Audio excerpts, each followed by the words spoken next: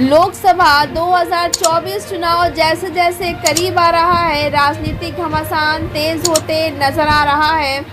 विभिन्न दल अपना अपना राजनीतिक पत्ता जनता को लुभाने के लिए फेंक रहे हैं। एक और जहां भारतीय जनता पार्टी बहुसंख्यक वोट पर पूरी तरह कब्जा जमाए रखने के लिए मंदिर, मस्जिद, जाति, धर्म आदि का पत्ता खेल रही है, तो दूसरी ओर विपक्षी दल भारतीय जनता पार्टी को हराने के लिए विपक्षी एकजुटता को मजबूती देकर महागठबंधन के रूप में उभर रही है।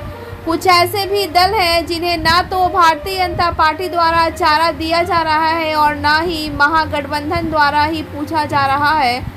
ऐसी परिस्थिति में चुनाव आते संभवतः एक अलग मोर्चा के रूप में तीसरा मोर्चा भी उभरे। अगर ऐसा होता है तो इस चुनाव का लाभ निश्चित रूप से भारतीय जनता पार्टी के ही खाते में जाने की संभावना नजर आ रही है, क्योंकि ना तो भाजपा और ना ही महागठबंधन बहुसंख्यक को नाराज करना चाहेगी।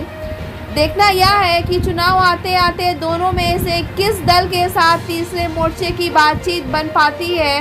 जिसके भी साथ बात बनती है उसका पलड़ा भारी होगा, और यदि महागठबंधन के साथ बातचीत नहीं बनी तो भाजपा पूर्ण बहुमत से जीतने की संभावना बन जाती है। हालांकि राष्ट्रीय लोक जनशक्ति पार्टी के जो एनडीए की सहयोगी पार्टी है, अल्पसंख्यक प्रकोष्ठ के प्रदेश अध्यक्ष परवेज खान का दावा है कि इस बार एनडीए को 30% तक अल्पसंख्यकों का वोट मिलने की संभावना है। उन्होंने कहा है कि पिछली बार एनडीए को 20% वोट प्राप्त हुए थे। इधर एआईएमआईएम के प्रदेश अध्यक्ष अख्तरुल इमाम का आरोप है कि एआईएमआईएम को बी टीम कहा जाता है, जबकि असदुद्दीन ओवैसी केवल संविधान की बात करते हैं। महागठबंधन की बैठक में भी एआईएमआईएम के राष्ट्रीय अध्यक्ष को नहीं बुलाया गया। इनका दावा है कि अगर महागठबंधन में शामिल नहीं किया गया तो इन्हें आगामी चुनाव में इसका खामियाजा भुगतना पड़ेगा। ब्यूरो रिपोर्ट, बिहार दर्शन। मदद करते हैं, मायावती में भी यही इल्जाम लगता है, इसलिए आपको नहीं बुलाया गया कि हो सकता है आप मुखबिरी करते हैं, जिस तरह जीतन राम मांझी को उन्होंने इल्जाम लगा के बात किया। मैं कह रहा हूँ ये कोई साजिशी गिरोह है जो मुखबिरी। तो लोकतंत्र में जो कुछ भी होता है खुल्लम खुल्ला होता है। ये इनका इसके माने इनका कोई खुफिया एजेंडा भी, हिडन एजेंडा भी है जिसकी मुखबिरी लोग करते होंगे। ये हिडन एजेंडा क्या है इनका? हिडन एजेंडा तो यही होगा नीतीश कुमार जी का कि किसी तरह से बीजेपी में फिर राह निकाल लो। इनका हिडन एजेंडा तो वही रहा है।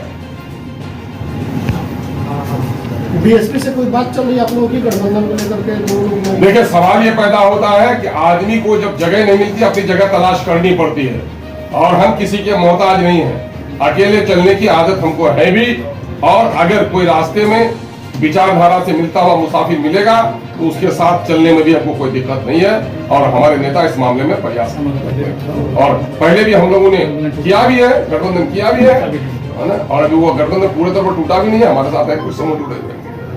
आपने कहा कि अलग गठबंधन बनाने की जरूरत है, तो उसमें कौन कौन से दल होंगे? मैं कह रहा हूं कि मेरा तो पहले से भी ग्रैंड अलायंस बना हुआ है। मामला ये है कि वो हमारे कुछ घटक लोग हैं, कुछ घिसक गए हैं। हम अगर जरूरत पड़ी तो हम उसको फिर उसको हरकत में लेकर आएंगे। लेकिन ये जो बना हुआ है, क्या इससे आप सहमत हैं कि पूरे तौर पर पूर्ण हो गया? आप देख रहे हैं देश की बड़ी बड़ी 3 रियासतों में जहां आप देखेंगे कि आंध्र प्रदेश की नुमाइंदगी नहीं हो सकी, नहीं आ सके, वो रेड्डी नहीं आ सके। आप देखेंगे टीआरएस नहीं इसमें आए। आप नहीं देखेंगे कि उड़ीसा की नुमाइंदगी इसमें हो सकी। तो ये देखेंगे कि ये अभी आधा अधूरा है। और मैं समझता हूं कि देश में कोई भी गठबंधन ऐसा बनता हो जिसमें माइनॉरिटी को, दलितों को उसकी वाजिब हकदारी नहीं अगर दिया जाए, तो मैं समझता हूं कि वो गठबंधन नामुकम्मल है। अगर अभी भी आप लोगों को बुलाया जाए दावत में तो आपको शामिल मिलेगा? भाई अभी बुलाया जाएगा, जब वो मौसम बदलता है तो मिजाज बदलता है। हम ऐसे लालची करो नहीं है कि उनके लिए मुंह उठाए हुए हैं। हमें देश के जनता की हित है कि लार्जर अलायंस होना चाहिए, मतलब परस्तों का, मुफाद परस्तों का, निज स्वार्थियों का नहीं। देश की जनता के लिए बलिदान देने वालों का एक समूह जमा होना चाहिए। अगर विचारधारा मिलेगा, बात बैठकर होगी तो बात आगे बढ़ सकती है। आप करना क्या चाह रहे हैं? मुस्लिम मुक्त गठबंधन बना? यकीनन मेरी साहब, मेरा इल्जाम ही नहीं, सबूत भी है कि बिहार ने मेजबानी की। बिहार का भी एक मुस्लिम चेहरा कहीं नजर नहीं आया। और पूरे देश के अंदर में मुस्लिम लीडरशिप जिन पार्टियों से वाबस्ता है, चाहे मुस्लिम लीग हो, ऑल इंडिया मजलिस इत्तेहाद मुस्लिमीन हो या AUIDF हो, किसी की भी नुमाइंदगी इसमें नहीं हुई है। तो इसके माने ये है कि मुस्लिम मुक्त है या मुस्लिम विरोधी जो कह लीजिए आप इसे कह सकते हैं, क्रिश्चियन का भी कोई नुमाइंदगी इसमें नहीं हो सकती है। दलितों का एक बड़ा समूह है इसमें, उसमें मरूड़ गया लालू है। यादव को अपना नेता मानते हैं तो थे ही। ये बिहार के मुस्लिम दलित तो लालू यादव को नेता मानते हैं तो थे उसमें। कि कब ये सर्टिफिकेट किसी ने दिया? किसने सर्टिफिकेट नहीं दिया? आपके कहने से ये सर्टिफिकेट मिल जाएगा उनको। हर एक इसके माने ये है कि 75 सालों के दरमियान में भी दलितों के दरमियान में अपनी लीडरशिप और अपने मुद्दों पर बात करने की सलाहियत पैदा नहीं हुई। ये तो हैरत की बात है। क्या दलित समाज आज भी इतना दबा हुआ है कि उसके दर्द की आवाज भी दूसरा बयान करेगा? आपने ये भी अब्दुल इमाम जी, एक सवाल ये है, बोल रहे हैं नहीं करते रहे हैं, वो करते रहे हैं। और उसने अपने कार्यकाल में जब EMI की वकालत करते रहे थे तो मुस्लिम चेहरों को भी सामने उसने रखा, लेकिन न जाने आज लालू जी पर कहीं तेजस्वी जी का जो मिजाज है वो कहीं हावी हो गया हो।